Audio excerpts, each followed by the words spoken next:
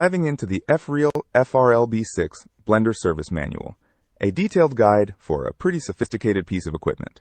Chloe, this blender isn't your average kitchen appliance, is it? Not at all, Liam.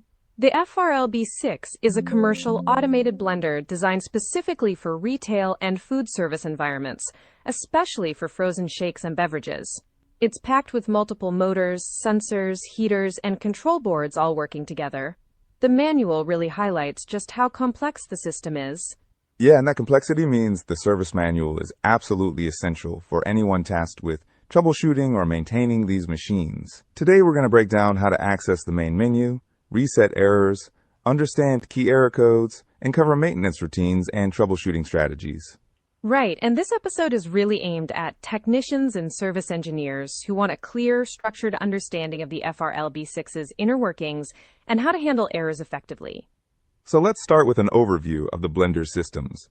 The FRLB6 has three main motors: the mix motor, which blends the product, the position motor, which moves the cup holder carriage, and the pump motor, which controls water flow. Then there are two heaters: the steamer heater, which is the upper heater used for sanitizing, and the scour heater, the lower heater used for cleaning. Both are critical for the machine's cleaning cycles. Sensors play a big role too. There are cup sensors made up of infrared beams that detect cup presence and size. Think of them like little invisible security beams that know exactly when a cup is in place. Exactly. Then you have door sensors: the front door switch and the flip-up door switch. Thermistors measure temperatures in the blending chamber, and heaters. For those who might not be familiar, a thermistor is basically a temperature sensor that changes resistance with temperature. And the home sensor detects the cup holder carriage's position, so the machine knows exactly where the cup is at any time. Don't forget the control boards. The high voltage control board, or HVCB, controls the motors and heaters, while the low voltage control board, or LVCB, manages sensors, logic, and communication. The water system is also quite involved. It includes valves, a flow meter, a water pressure regulator, and the water shot orifice. All these systems are integrated, so an error in one can affect the whole operation. That integration is what makes troubleshooting both challenging and fascinating. You really have to consider how these components interact, because a fault in one area can cascade into others. Absolutely. Now moving on to accessing the main menu and resetting errors. This is the technician's gateway to diagnostics. To access the main menu, you press and hold the top left corner of the lower screen for about 10 seconds until a keypad appears. Then you enter the code 461 and press Enter. Once inside, the main menu has 4 tabs: General, Network, Procedures, and Service. Key functions include the Clear Errors button on the General tab, which resets error codes. Under Procedures, you can calibrate the cup holder, which is crucial for sensor and position calibration. You can also activate cleaning and sanitizing cycles and use manual commands for specific controls like canceling a sanitized cycle. It's important to stress that this menu is the central hub for diagnostics and maintenance. Knowing how to navigate it efficiently saves a lot of time and guesswork. Definitely. Now let's get into the meat of the manual, the key error codes and troubleshooting. We'll start with motor-related errors. Error 64 is a big one. Mix motor peak current limit exceeded. It triggers when the mix motor current goes above 9.5 amps. Causes can be the product being too cold or thick, the motor spindle being stuck, or wiring and control board issues. Troubleshooting starts with checking the product temperature, which should be between 0 and 6 degrees Fahrenheit. Then you perform the squeeze test, squeezing the cup to see if you can make a dime-sized dent. If you can't, the product is too cold for blending. That squeeze test is a simple but effective way to gauge product consistency. If the product is too hard, the motor has to work harder, which can cause that current spike. Then you open the front door and spin the mix motor spindle by hand. If it turns freely, you proceed to check voltages and resistance on the high voltage control board. Resistance should be between 4 and 6 ohms.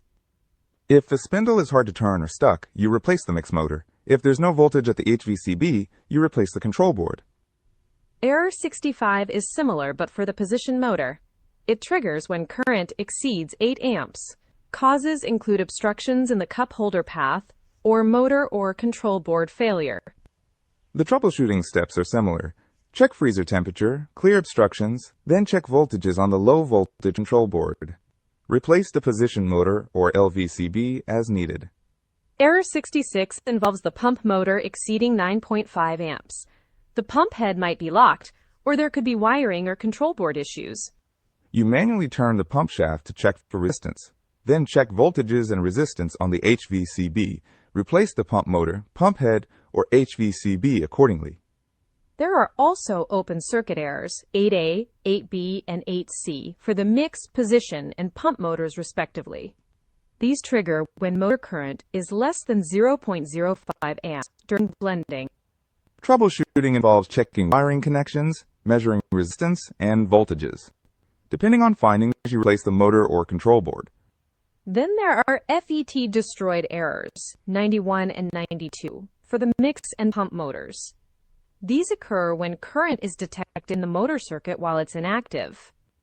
Just to clarify, a FET is a type of transistor used in the control board to switch power to the motors. If it's destroyed, it means the transistor has failed, causing current leakage. The fix is to check wiring, power cycle the blender, and if the error persists, replace the high voltage control board. Moving on to sensor and calibration errors, error 67 is a timeout during blending. It triggers if the blend routine exceeds its time limit. Cause include loose blending components, cup holder calibration issues, or position motor encoder problems. The encoder is basically a sensor that tells the control board the position of the motor shaft. If it's faulty or misaligned, the machine can't track the move properly. So you check assembly, calibrate the cup holder, verify encoder wiring and orientation, and replace the position motor if unresolved. Error 6B is a home sensor malfunction. The home sensor might be blocked or unblocked at a wrong carriage location. You clean the sensor posts, check for water damage, reseat wiring, and check the LVCB status.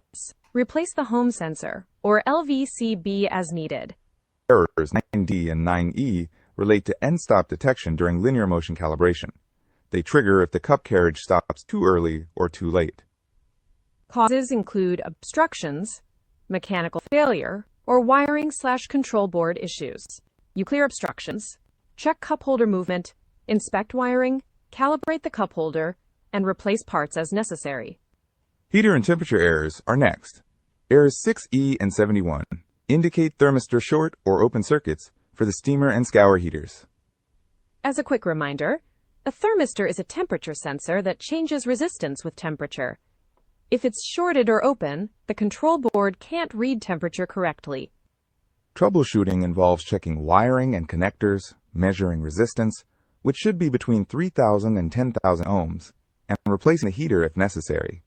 Then there are errors related to sanitized cycles and heater temperatures: 74, 75, 76, 77, 78, 85, and 86. These cover sanitized timeouts, steamer and scour heater temperatures out of range, and steamer recharge timeouts. Common troubleshooting steps include verifying water supply pressure, which should be between 25 and 65 psi, clearing lime scale from the water shot orifice, checking heater wiring, continuity, and voltage at the HVCB, and monitoring temperatures via the LVCB status window. The thermal cutout is also important, especially in error 75. Testing it helps determine if the steamer heater needs replacement. Water system errors include error 7A, where the rinse water shot time is too short, meaning 100 milliliters of water is dispensed in less than 20 seconds. Troubleshooting involves checking water pressure, clearing lime scale, verifying flow meter accuracy, and replacing the flow meter or steamer heater if needed. Errors 96 and 97 deal with extended water shot durations being too short or too long during purge cycles. Similar troubleshooting applies. Door and mechanical errors include error 69 and A2, which relate to flip-up door misalignment during blending or at the end of the blend. You ensure the foil lid is removed, check for debris, calibrate the cup holder, and replace the flip-up door assembly if unresolved. The manual also covers consumer errors, like please remove the cup lid completely, which happens if the foil lid isn't removed before blending. Or please close the front door, which can be due to the door not being latched or a switch failure.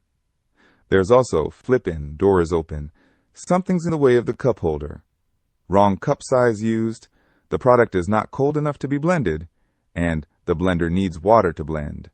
Cleaning sensors and proper cup handling are emphasized to prevent these errors. It's a reminder that sometimes the simplest things can cause the biggest headaches. Now let's talk about maintenance routines. Daily maintenance involves a visual inspection of surfaces, wiping down the blender with a soft cloth and glass cleaner, avoiding spraying screens directly, and cleaning the cup holder and drip pan area. Also, cleaning product buildup around the blending chamber rim and gasket carefully to avoid damaging the gasket. Weekly maintenance includes removing and cleaning the seal around the chamber opening, cleaning the chamber door, and cleaning the 10 cup sensors underneath the front door. Sensor cleanliness is crucial for preventing errors, so this weekly routine is important. Dirty sensors can cause false readings and unnecessary error codes. When it comes to troubleshooting philosophy, the manual advises starting with product temperature, which should be between 0 and 6 degrees Fahrenheit, and performing the squeeze test. Then check for mechanical obstructions and component assembly, sensor cleanliness and calibration, wiring connections and resistance, and control board voltages. Parts should only be replaced after confirming faults. Safety is paramount. There are high voltage areas in the electronics bay, so unplugging before servicing and caution when measuring voltages is essential. A systematic approach avoids unnecessary replacements and reduces downtime. It's about working smarter, not just faster. To wrap up, the FRLB6 is a sophisticated machine with many interdependent systems. Proper maintenance and understanding of error codes can greatly reduce downtime. The manual's structured troubleshooting steps help isolate issues efficiently. Product temperature and water pressure are critical parameters affecting performance. Calibration and sensor cleanliness are key to smooth operation. Technicians should use the main menu as their diagnostic hub. Understanding this manual empowers technicians to keep the blender running smoothly and customers happy. That's a solid overview. Thanks for breaking it down with me, Chloe. Always a pleasure, Liam. Until next time.